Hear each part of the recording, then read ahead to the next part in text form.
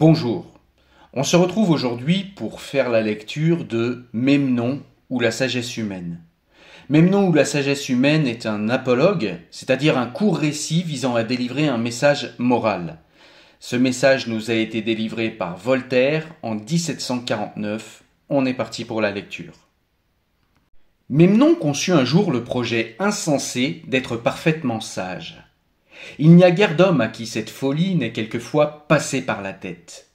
Memnon se dit à lui-même, pour être très sage et par conséquent très heureux, il n'y a qu'à être sans passion. Et rien n'est plus aisé, comme on sait. Premièrement, je n'aimerai jamais de femme, car en voyant une beauté parfaite, je me dirai à moi-même, ces joues-là se rideront un jour, ces beaux yeux seront bordés de rouge, cette gorge ronde deviendra plate et pendante, cette belle tête deviendra chauve. Or je n'ai qu'à la voir à présent des mêmes yeux dont je la verrai alors. Et assurément, cette tête ne fera pas tourner la mienne. En second lieu, je serai toujours sobre. J'aurais beau être tenté par la bonne chair, par des vins délicieux, par la séduction de la société, je n'aurai qu'à me représenter les suites des excès, une tête pesante, un estomac embarrassé, la perte de la raison, de la santé et du temps. Je ne mangerai alors que pour le besoin.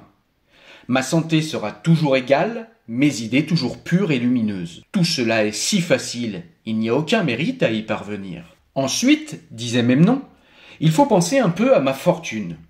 Mes désirs sont modérés, mon bien est solidement placé sur le receveur général des finances de Ninive, j'ai de quoi vivre dans l'indépendance, c'est là le plus grand des biens.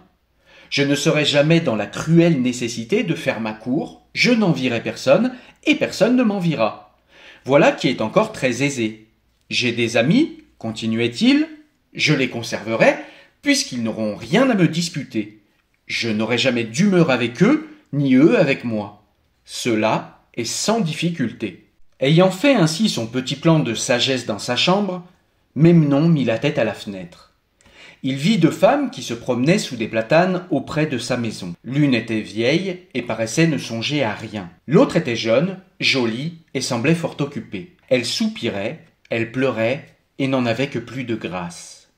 Notre sage fut touché, non pas de la beauté de la dame, il était bien sûr de ne pas sentir une telle faiblesse, mais de l'affliction où il la voyait. Il descendit, il aborda la jeune Ninivienne dans le dessein de la consoler avec sagesse. Cette belle personne lui conta, de l'air le plus naïf et le plus touchant, tout le mal que lui faisait un oncle qu'elle n'avait point, avec quels artifices il lui avait enlevé un bien qu'elle n'avait jamais possédé, et tout ce qu'elle avait à craindre de sa violence. « Vous me paraissez un homme de si bon conseil, lui dit-elle, que si vous aviez la condescendance de venir jusqu'à chez moi et d'examiner mes affaires, je suis sûr que vous me tireriez du cruel embarras où je suis. » Memnon n'hésita pas à la suivre, pour examiner sagement ses affaires et pour lui donner un bon conseil. La dame affligée le mena dans une chambre parfumée et le fit asseoir avec elle poliment sur un large sofa où ils se tenaient tous les deux les jambes croisées vis-à-vis l'un de l'autre.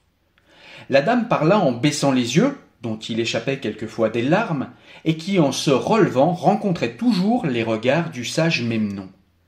Ses discours étaient pleins d'un attendrissement qui redoublait toutes les fois qu'ils se regardaient. Memnon prenait ses affaires extrêmement à cœur et se sentait de moment en moment la plus grande envie d'obliger une personne si honnête et si malheureuse. Ils cessèrent insensiblement, dans la chaleur de la conversation, d'être vis-à-vis l'un de l'autre. Leurs jambes ne furent plus croisées. Memnon la conseilla de si près et lui donna des avis si tendres qu'ils ne pouvaient, ni l'un ni l'autre, parler d'affaires et qu'ils ne savaient plus où ils en étaient. Comme ils en étaient là, arrive l'oncle. Ainsi qu'on peut bien le penser. Il était armé de la tête aux pieds. Et la première chose qu'il dit fut qu'il allait tuer, comme de raison, le sage Memnon et sa nièce. La dernière qui lui échappa fut qu'il pouvait pardonner pour beaucoup d'argent. Memnon fut obligé de donner tout ce qu'il avait. On était heureux dans ce temps-là d'en être quitte à si bon marché. L'Amérique n'était pas encore découverte, et les dames affligées n'étaient pas à beaucoup près si dangereuses qu'elles le sont aujourd'hui. Memnon, honteux et désespéré, rentra chez lui. Il y trouva un billet qui l'invitait à dîner avec quelques-uns de ses intimes amis. « Si je reste seul chez moi, dit-il, j'aurai l'esprit occupé de ma triste aventure. Je ne mangerai point, je tomberai malade. Il vaut mieux aller faire avec mes amis intimes un repas frugal. J'oublierai, dans la douceur de leur société, la sottise que j'ai faite ce matin. Il va au rendez-vous. On le trouve un peu chagrin. On le fait boire pour dissiper sa tristesse. Un peu de vin pris modérément est un remède pour l'âme et pour le corps. C'est ainsi que pense le sage Memnon. Et il s'enivre. On lui propose de jouer après le repas. Un jeu réglé avec des amis est un passe-temps honnête. Il joue.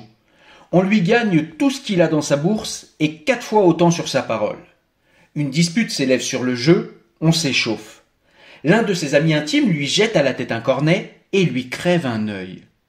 On rapporte chez lui le sage Memnon, ivre, sans argent, et ayant un œil en moins. Il cuve un peu son vin, et dès qu'il a la tête plus libre, il envoie son valet chercher de l'argent chez le receveur général des finances de Ninive pour payer ses intimes amis. On lui dit que son débiteur a fait le matin une banqueroute frauduleuse qui met en alarme 100 familles. Memnon, outré, va à la cour avec un emplâtre sur l'œil et un placet à la main pour demander justice au roi contre le banqueroutier. Il rencontre dans un salon plusieurs dames qui portaient toutes d'un air aisé des cerceaux de 24 pieds de circonférence. L'une d'elles, qui le connaissait un peu, dit en le regardant de côté « Ah, l'horreur !» Une autre, qui le connaissait davantage, lui dit « Bonsoir, monsieur Memnon. Mais vraiment, monsieur Memnon, je suis fort aise de vous voir. À propos, monsieur Memnon, pourquoi avez-vous perdu un œil ?» Et elle passa sans attendre sa réponse. Memnon se cacha dans un coin et attendit le moment où il put se jeter aux pieds du monarque. Ce moment arriva. Il baisa 3 fois la terre et présenta son placet. Sa gracieuse majesté le reçut très favorablement et donna le mémoire à un de ses satrapes pour lui en rendre compte. Le satrape tire Memnon à part et lui dit d'un air de hauteur, en ricanant amèrement « Je vous trouve un plaisant borgne de vous adresser au roi plutôt qu'à moi, et encore plus plaisant d'oser demander justice contre un honnête banqueroutier que j'honore de ma protection, et qui est le neveu d'une femme de chambre de ma maîtresse. Abandonnez cette affaire-là, mon ami, si vous voulez conserver l'œil qui vous reste. » Memnon, ayant ainsi renoncé le matin aux femmes, aux excès de table, aux jeux, à toute querelle, et surtout à la cour, avait été avant la nuit trompé et volé par une belle dame, s'était enivré, avait joué, avait eu une querelle, s'était fait crever un œil, et avait été à la cour où l'on s'était moqué de lui. Pétrifié d'étonnement et navré de douleur, il s'en retourne, la mort dans le cœur. Il veut rentrer chez lui. Il y trouve des huissiers qui démeublaient sa maison de la part de ses créanciers. Il reste presque évanoui sous un platane. Il y rencontre la belle dame du matin, qui se promenait avec son cher oncle, et qui éclata de rire en voyant Memnon avec son emplâtre. La nuit vint. Memnon se coucha sur de la paille auprès des murs de sa maison. La fièvre le saisit.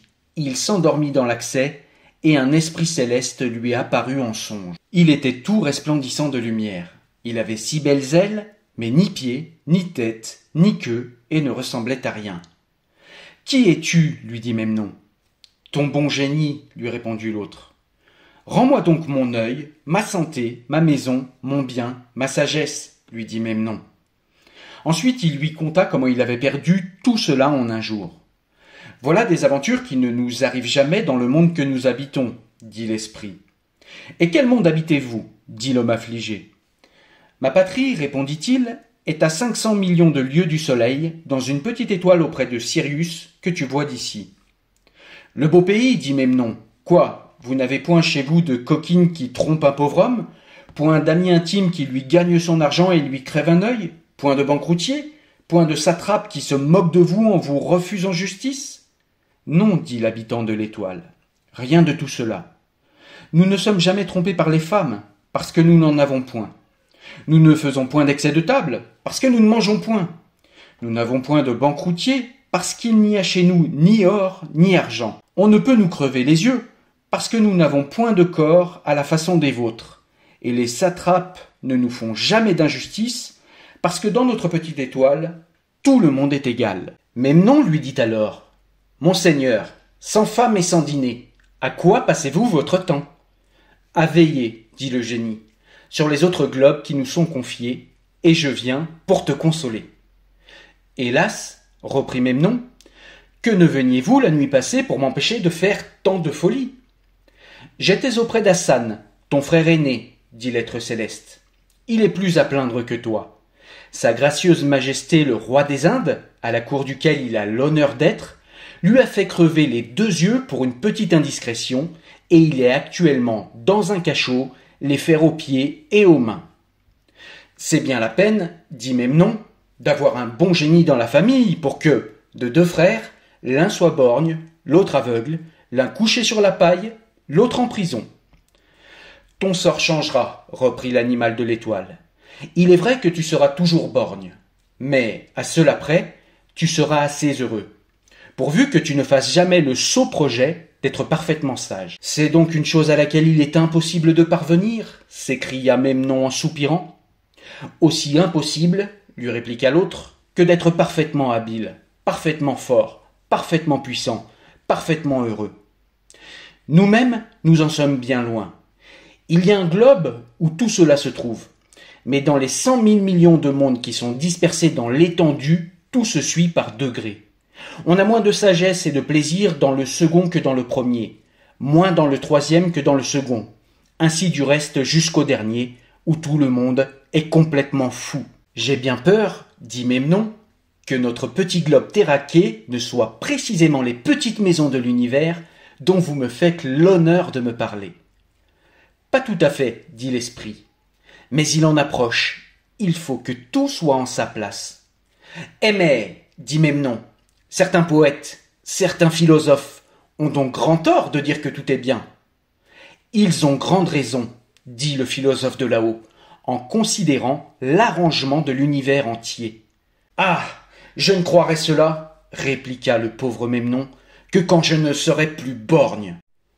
Voilà terminée la lecture de Memnon ou la sagesse humaine, et donc si je devais faire une courte analyse de ce texte, eh bien c'est tout simplement de voir que ici Voltaire critique la philosophie de Leibniz, cette philosophie qui nous explique que tout est bien dans le meilleur des mondes et que l'ordre cosmique, l'ordre de l'univers, l'ordre naturel, eh bien serait le meilleur parmi toutes les potentialités disponibles. Et Memnon, donc Voltaire, par Memnon, eh bien critique cela et nous explique qu'effectivement, quand on a nos 2 yeux, quand on n'est pas borgne, on peut considérer que tout est bien dans le meilleur des mondes, quand on est bien né, quand tout va bien dans sa vie, on peut effectivement, et il est assez facile de considérer que tout est bien dans le meilleur des mondes, mais évidemment, quand on commence à avoir des soucis et des problèmes, et quand on a une vie qui fait qu'on n'est pas forcément bien né, et qu'on n'est pas forcément né dans de la mousse et du coton, eh bien, on a beaucoup plus de mal à considérer que tout est bien dans le meilleur des mondes. Et puis en début de texte, on a aussi, me semble-t-il, une critique de Spinoza. Je ne sais pas si c'est une critique directe ou indirecte, mais on voit que Voltaire nous montre qu'il n'est pas si aisé que certains philosophes le disent, en l'occurrence Spinoza, eh bien de maîtriser ses passions, et par la maîtrise des passions, eh bien de maîtriser ce qu'il se passe dans notre vie, et de maîtriser les causes et les conséquences qui parfois nous entraînent sur des chemins sur lesquels on ne voudrait pas aller, eh bien indépendamment de notre volonté. Ça me paraît une petite critique de Spinoza, bien que Spinoza réponde lui-même à cela et à ce genre de critique, mais je trouve que c'est quand même intéressant en fait de réfléchir à cela et de voir que, eh bien, parfois, même avec des sagesses dans la tête, parfois même avec de sages pensées, eh bien, on peut se laisser entraîner sur des pentes, tout ce qu'il y a de plus néfaste, tout ce qu'il y a de plus glissante et tout ce qu'il y a de plus dangereuse.